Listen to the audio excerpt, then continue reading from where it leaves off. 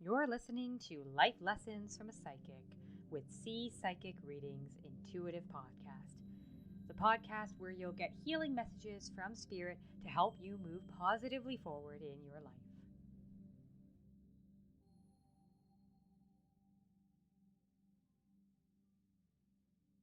Hi, it's C from C Psychic Readings. Thank you for joining me for today. I want to talk about how to exist in this crazy world as an empath, okay?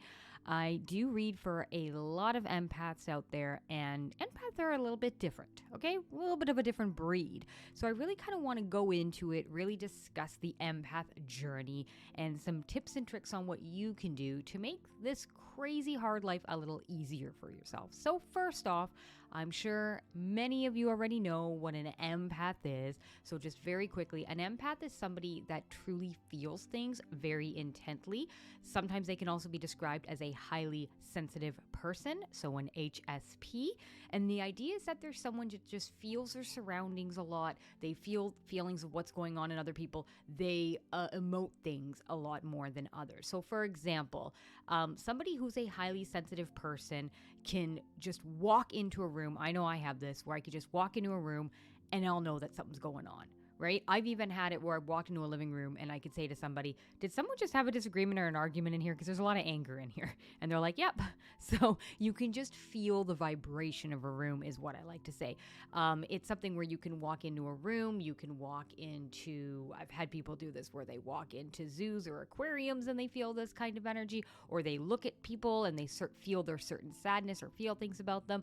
That's very much an empath. Right? Another thing about empaths that are really, I think, kind of interesting is that they are very highly sensitive to other people's needs. So normally empaths are what could be considered people pleasers. So they like to, or they do go overboard for others. They always want to treat others as they want to be treated. Also, empaths are very, very sensitive. So cry at the drop of a hat. So see a commercial on television with a puppy hugging a baby. Well, the baby would be hugging a puppy. That would be kind of weird the other way around. And they start crying, or a nice moment between a family member or a mother and daughter scene. They just sort of take on the emotions of other people, and that's where I want to get really clear. They take on the emotions of other people. So, for example, if you're talking with your friend and they're sharing a story about something that happened to them, you might almost feel, if you're an empath, like it happened to you. It's a hard separation between the two. And I'll be honest, when I do readings for my clients, I take on their physical emotion or being. So I'll be reading for them and I can feel the emotions of what that breakup feels like, or I can feel the emotions of how hurt they are when their boss said that to them.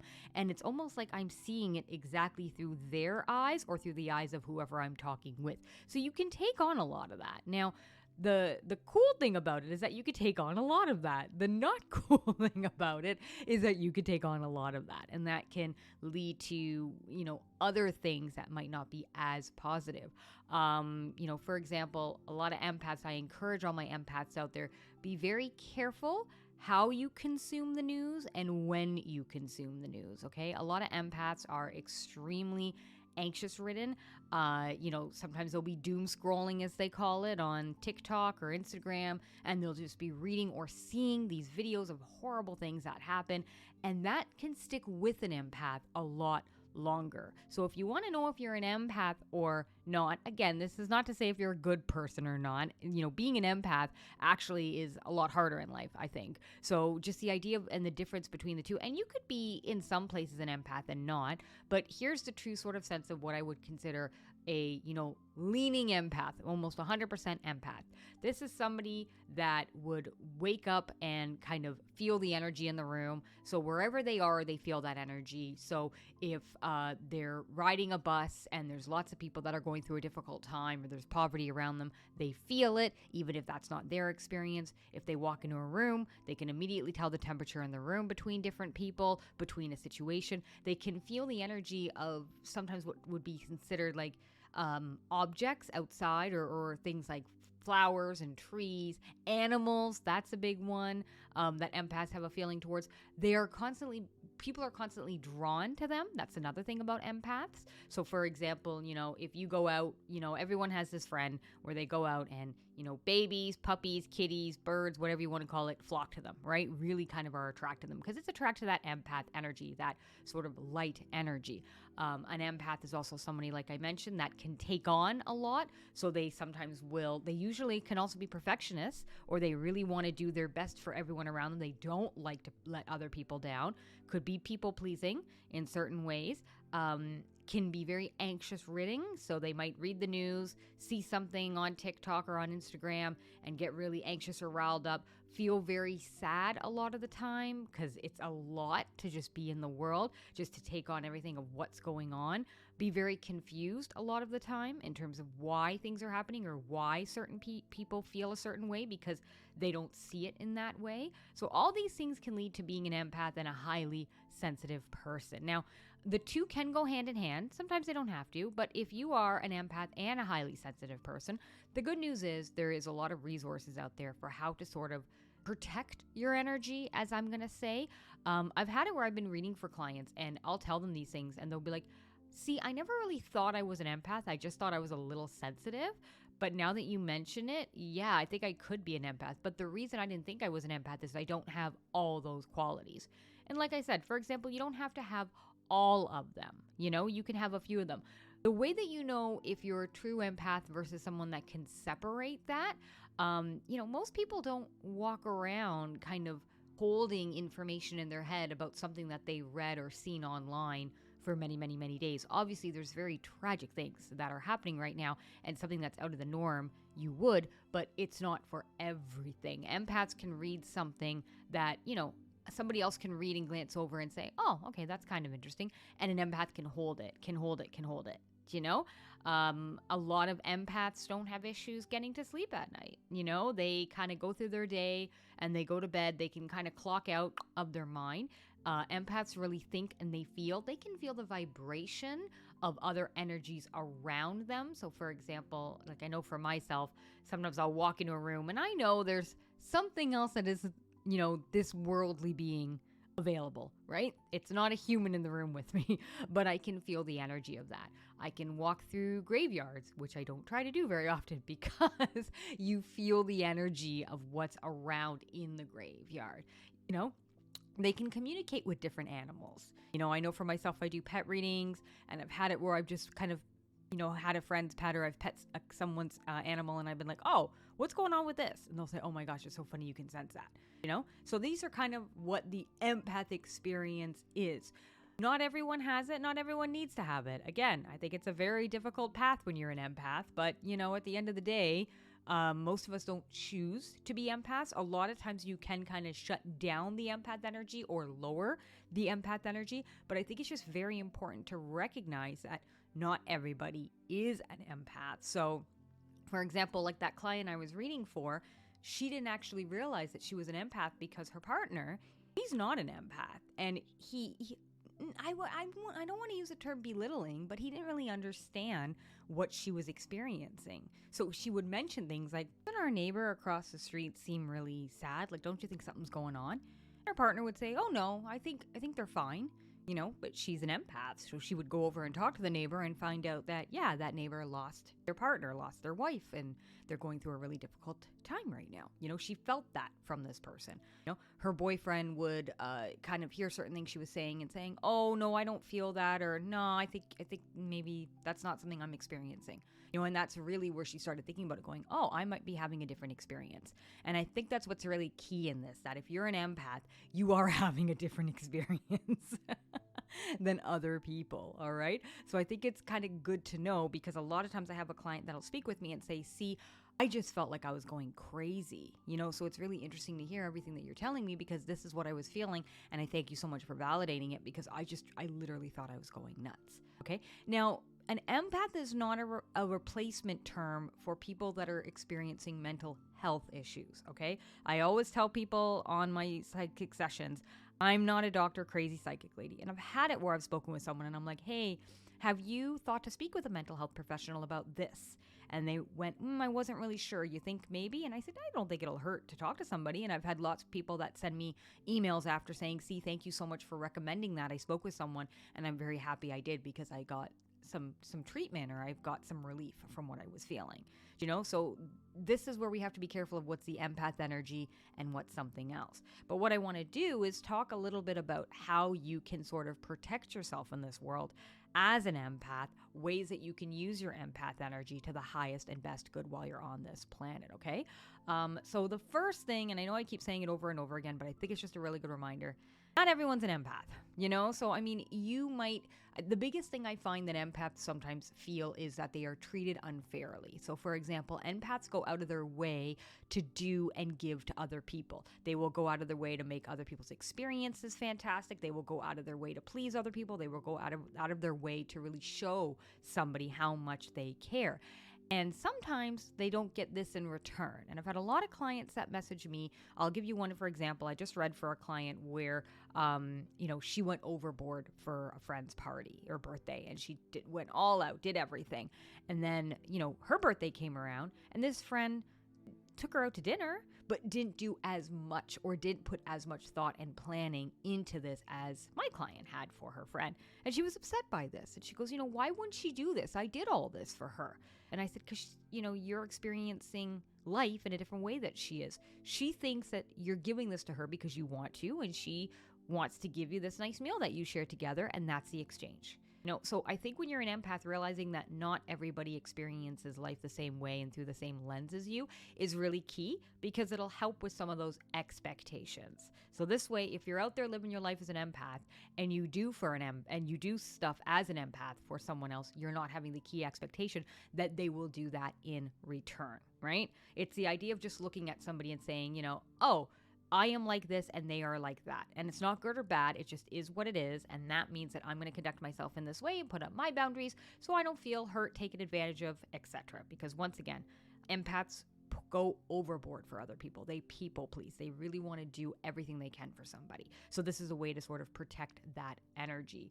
The other thing, empaths need a lot of recharge, okay? So either my empaths are true introverts or the term introvert-extrovert, where I make a joke and say that a lot of my empaths have like a battery life, It's almost like if you use up the battery, you're done, and that's it. You have a cell phone, it's powered on, you got a certain, percentage of battery life.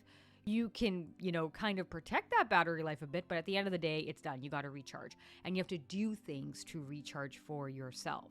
Right? So I tell a lot of empaths, when you're out there living your life in the world, sometimes you can't go, quote unquote, as hard as other people. So for example, I've had clients that they don't experience the world in such sensitivity. So they can go out all the time, 24/7, every day, experiencing different things. And this is great, but that's also because they don't feel things as intently. I'll give you an example. I was reading for a client. He's a big traveler. He travels all over the world to different places. And we were talking about something, and he mentioned to me, he goes, see, it's really funny that you're sharing this moment with me and telling me about that experience, because I don't think I saw it in the same light. And what I was referencing was a place that he had visited where there was extreme poverty around. And he had just not noticed it. I know it might sound quite odd. You think that, he should be able to recognize this. But he noticed it, but didn't take notice of it, as I would like to say. So it's almost like, I know this sounds terrible, but it's almost like when you see somebody who's experiencing homelessness on the street and you just kind of give them a glance, you keep going, you forget about them, right? A lot of empaths don't forget. A lot of empaths carry stuff like that with them, but other people don't. So he didn't realize that until I kind of explained it in a different light of how it related to what we were speaking about. And he went, oh, see, it's so fascinating that you're saying that. I got to pay attention. I didn't see that at all.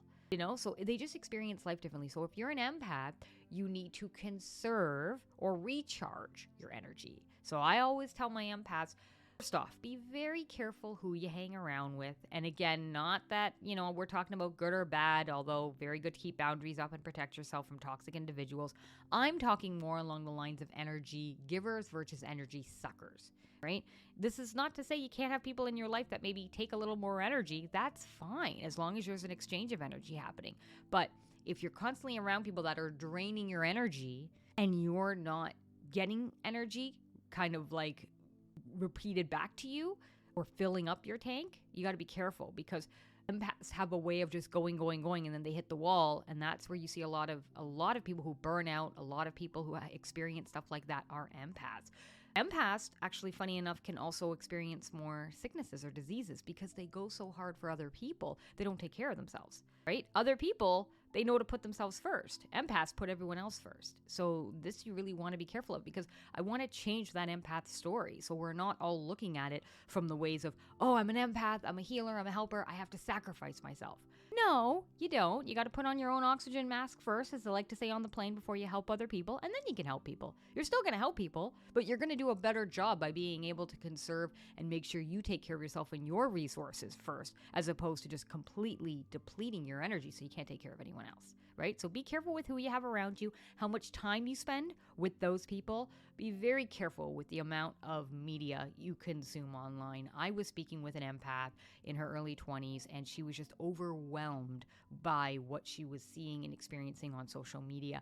And I literally had to say to her, you need to take a break, a detox from social media, because you're going to have a mental breakdown. I am not lying to you. This is a concern for your mental health and your physical health. And she did. She actually turned it off for 30 days, hardest thing she ever did. And, she sent me an email after saying, see, I couldn't believe how involved I was in this and how ridiculous it was looking back, but seeing how I got so attached to this because of my empath qualities. So it's a way that she was connecting and helping. So this was a way that she had to pull back. So I tell people, if you're an empath, consume news sparingly. Consume it in certain mediums. Written form is better than visual pictures and words. Empaths carry visual pictures and words. So we see something and you hold on to it, right? So you want to make sure that you do enough to protect yourself that way. And I always say that empaths really do have to give themselves enough time to recharge. What does that mean?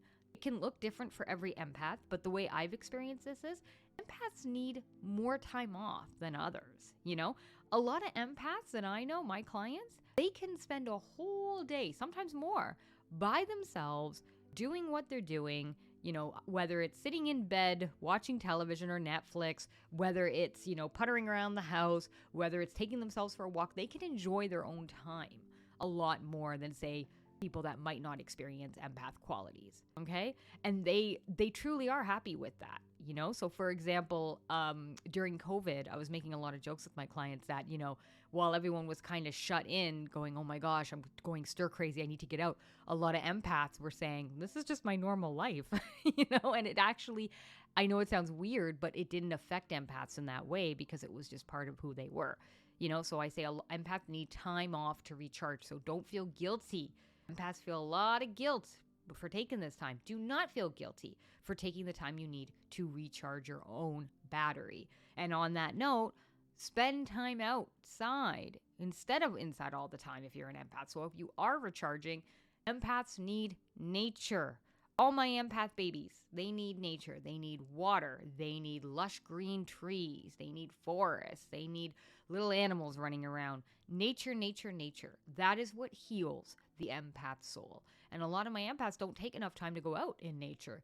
I had one I was reading for, and they worked in an office, and they were explaining to me how they were just feeling more like, they explained it really fascinatingly. They said to me, see, you know what I feel like? I feel like a plant that's not getting any water, and I feel like I'm slowly drying up, and it hurts, and I don't know what to do. And I don't think there's anything physically wrong with me. I went to the doctor. The doctor says I'm fine, but I just feel drained and sucked up. Do you know what I'm talking about? And I said, yeah, I do. Just like a plant, you're not getting enough water. Go get yourself some water and go get some sunshine.